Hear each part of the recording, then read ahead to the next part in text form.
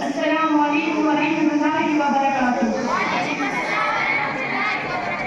हमें मालूम है कि 2 अक्टूबर गांधी जयंती हमारे बाबाए कौम गांधी की यौम पैदाइश है और हर साल की तरह इस साल भी हमारे स्कूल में गांधी जयंती मनाया जा रहा है। हिंदुस्तान की सरजमीं पर बड़ी बड़ी हस्तियां पैदा हुए जिनके नाम आज तक रोशन है।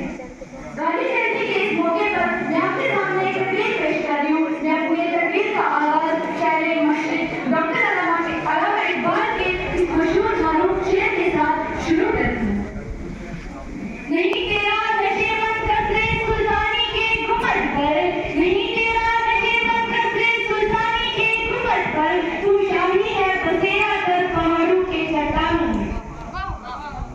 आज के दिन हम सब यहाँ गांधी जयंती महात्मा गांधी की यौम पैदाइश के प्रोग्राम के सिलसिले में हाजिर हुए हैं। आज का दिन हर एक हिंदुस्तानी महात्मा गांधी के हालात जिंदगी और उन्होंने किस तरह से जद्दोजहद के जरिए हिंदुस्तान को आजादी दिलाई, हमारे मुस्तकबिल के लिए महात्मा गांधी के मंसूबे और उनके ख्यालात किस तरह की मालूमात पर रोशनी डालेंगे। मिसाल के तौर पर रविंद्रनाथ टैगोर, पंडित जवाहरलाल नेहरू, अबू कलाम आजाद वगैरह अजीम हस्तियों में गरीबों, मजबूरियों और पसमानदा तबकों के सच्चे रहनुमा महात्मा गांधी भी है। गांधी जी की पैदाइश 2 अक्टूबर 1869 ईस्वी को काठियावाड़ के शहर पोरबंदर में हुई। उनका पूरा नाम मोहनदास करमचंद गांधी था। उनके वालिद एक रियासत के दीवान थे। जब ये 13 बरस के थे उनकी शादी कस्तूरबा से हुई। राजकोट से हाई इसी सिलसिले का एक हिस्सा है। आज आपने देखा कि सिंबॉलिक तौर पर हमारा एक बच्चा JMS सादिया से जिसने गांधी जी का कॉस्ट्यूम पहना और वो जो चरखा सामने रखा।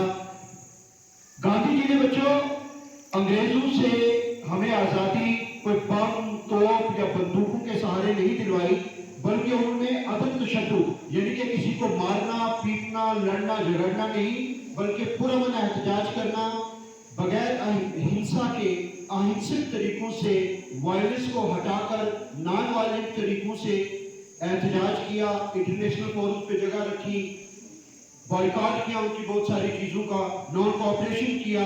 तब जाके ये जद्दोजहद उस वक्त 1942 में अपने एक्सट्रीम पे पहुंची जब गांधी जी की सरपरस्ती में पूरे मुल्क से एक नारा निकला जिसे क्विट इंडिया मूवमेंट कहते हैं, भारत छोड़ो तहरीक। और उस तहरीक का नतीजा ये निकला कि 1942 अगस्त से लेकर 1947 अगस्त तक 5 साल के अंदर अंदर अंग्रेजों को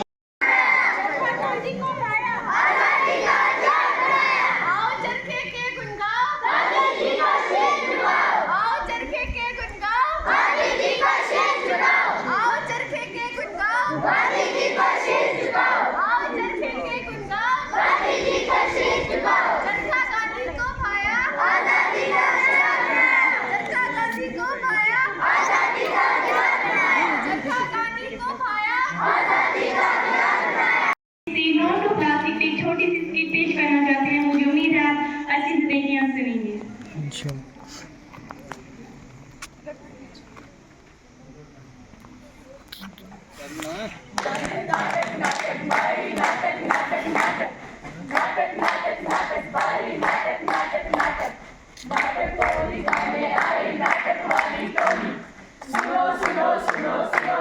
हमारी बोली नाटक हमने सीखा है, नाटक हम सिखाएंगे, मौत की खिड़कियों को खोल के दिखाएंगे। नाटक नाटक नाटक भाई, नाटक नाटक नाटक नाटक नाटक नाटक भाई, नाटक नाटक नाटक। चलो चलो इन्हें कुछ दिखाते हैं, मार्केट की सैर कराते हैं। आलू ले लो, गोभी ले लो, प्याज ले लो, भाई कुछ चाहिए? लो भाई। सब्जी कपड़े वाली थैली में लेनी चाहिए। अगर कोई आपको कहे प्लास्टिक का बैग लेने को तो से नो टू प्लास्टिक, से नो टू प्लास्टिक, से नो टू प्लास्टिक, से नो टू प्लास्टिक। ये सुनने में जितना आसान है उतना है नहीं। अगर ऐसा होता तो हमारे देश का, दुनिया का ये हाल ना होता। तो आइए हम सब आपको दिखाते हैं इस धरती का हाल। मेरे देश की धरती सोना उगले उगले हीरे मोती, मेरे देश की धरती। अरे क्या तुम सबको पुराना गाना सुना रही हो? कहाँ हीरे मोती, यहाँ तो प्लास्टिक ही प्लास्टिक। आपने इसका लेटेस्ट वर्जन सुना है क्या? चलो हम सुनाते हैं।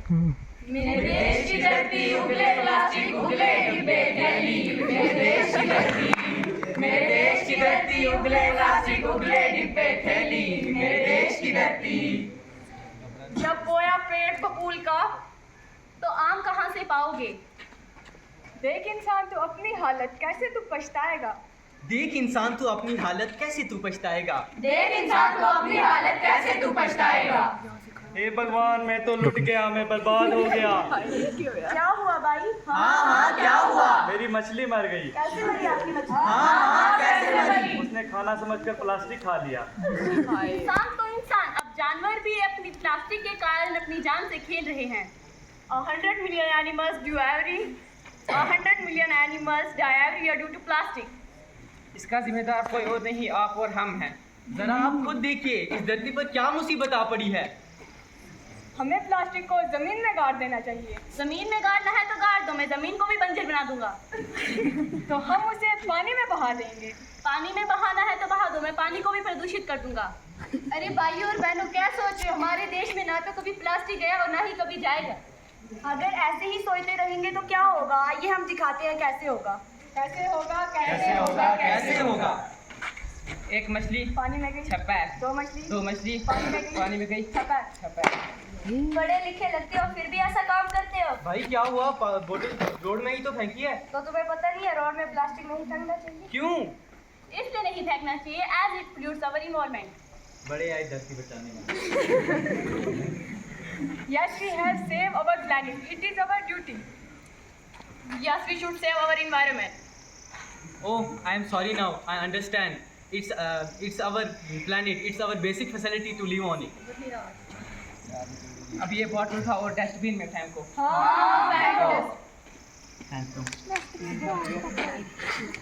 ये हुई ना बात।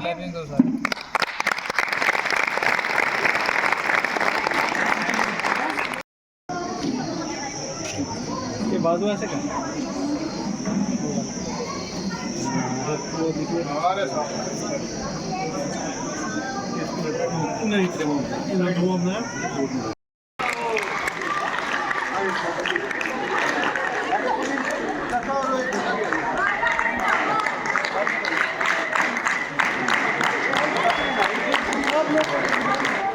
बनाना गन जी।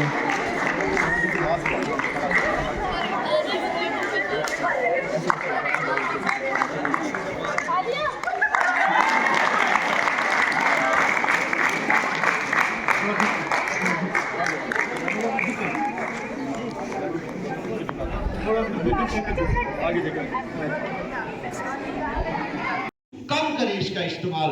घर से सब्जी लेने जाएं तो कपड़े वाला थैला साथ लेके जाएं, कोई अनाज लेने जाएं तो साथ लेके जाएं, क्योंकि जब वहां से वो पॉलीथीन में हमें लगता तो बड़ा आसान है, हम लेके आते हैं, चीज निकालते हैं और वो फेंक देते हैं। वो हमारी फसलों में शामिल होकर हमारे दरियाओं में, हमारे पानियों में, जैसे एक ने कहा कि मेरी मछलियां मर गई। आपको बड़ा अजीब लगा होगा कि इसने कौन सी घर में मछली रखी हुई थी। बच्चों, मैं आपको बताऊं कि हम तो यहाँ घर में मछलियां नहीं पालते, जैसे हम बकरियां, मुर्गियां, भेड़ें, गाय, भैंस पालते हैं, इसी तरह फिश फार्मिंग भी की जाती है।